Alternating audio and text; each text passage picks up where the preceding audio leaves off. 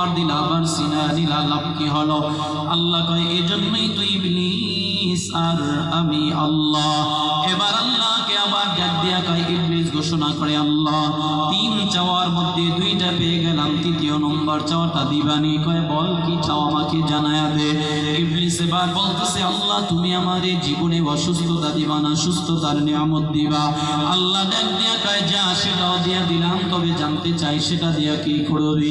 কয় আল্লাহ হায়াত দিলা, ওয়াসওয়াসা দেওয়ার শক্তি দিলা, এবার যদি সুস্থ না থাকি আকাম কুকাম কেমনে করব? তাছাড়া তোমার বান্দা আমাকে বলবে, আমাকে গালি দিবে, আমার জন্য বদদোয়া করবে।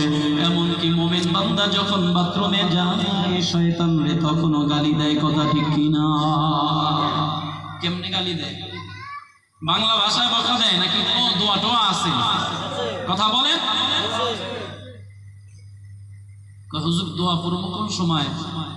যখন বাথরুমের ব্যাগ হয়, কঠিন ভাবে চাপ দিলে তো লুঙ্গি ঠিক রাখতে পারি।